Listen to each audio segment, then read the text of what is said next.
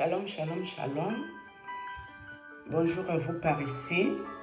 Nous partirons encore sur Marcelo Tunasi. Déjà pour lui souhaiter un heureux mariage, je pense que ça se passe aujourd'hui, son mariage. Bon mariage, Marcelo Tunasi. Bon mariage, en espérant que ça te servira de leçon, Marcelo, de ne plus faire l'apologie de ton épouse, Maman Esther, dans l'église de Dieu. L'église de Dieu, on fait l'apologie de Dieu. On vante les mérites du Seigneur.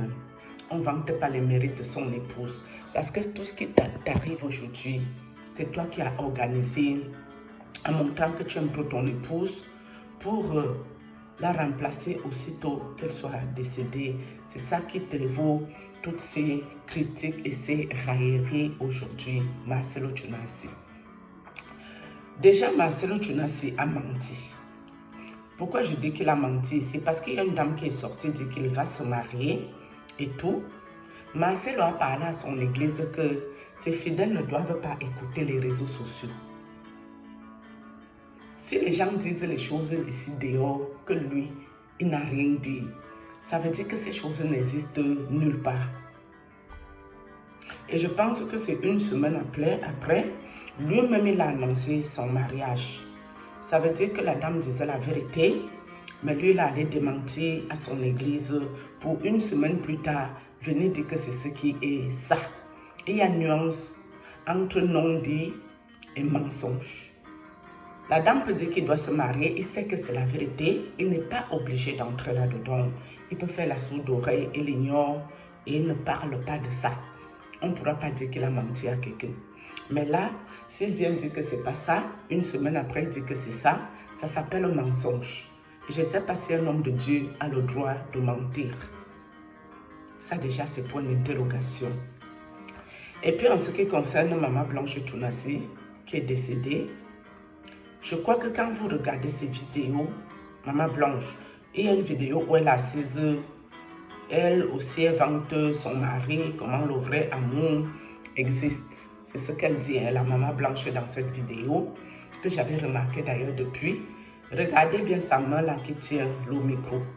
Vous sentez qu'il y a un problème. Je ne sais pas si c'était un problème neurologique, mais ça s'apparente à un problème de nerf touché. Neurologique, non. Le nerf là qui passe là, qui va au niveau du bras là, doit être atteint.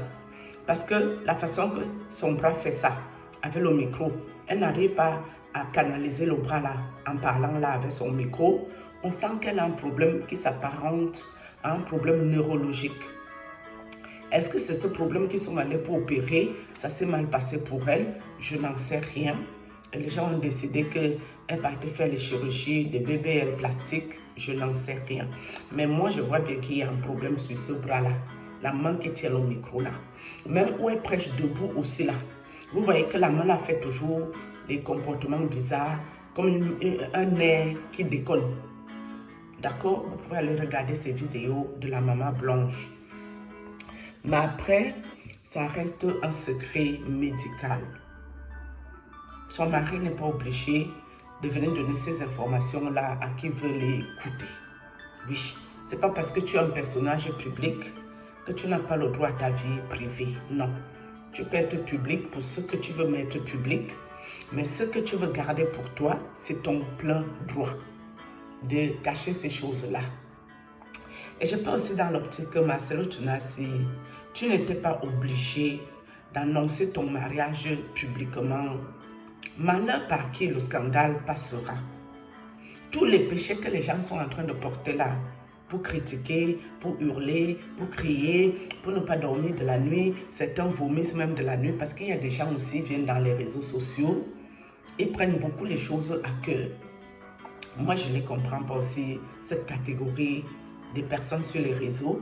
Quand tu es sur les réseaux, c'est pour te distraire, c'est pour t'amuser, c'est pour changer d'air. Et c'est à toi de servir aux personnes qui t'écoutent ce que tu veux leur servir, que ce soit de ta vie ou des vidéos que tu fais. Tu n'es pas obligé de venir raconter les choses vraiment profondes qui concernent ta vie. Non, parce que ces choses, tous les sorciers qui sont assis dans les réseaux sociaux, ils vont les utiliser contre toi tôt ou tard. C'est pour ça même moi qui bavarde beaucoup dans les réseaux sociaux ici, je vous raconte que les choses que je veux vous raconter. C'est-à-dire les choses que même si vous utilisez contre moi, j'en ai strictement rien à foutre. C'est des choses qui ne concernent pas spécialement ma vie privée. Des choses qui ne concernent pas spécialement ma vraie vie. Donc je viens vous servir des conneries, de sorcellerie, les gens qui m'ont attaqué spirituellement, les histoires de prêtres qui ne connaissent pas Dieu, qui sont vœux de chasteté, mais qui couchent avec les femmes des gens, qui foutent la merde. Je vous raconte quelque chose où vous pouvez faire du bavardage et ça ne m'engage à rien, j'ai rien à cirer.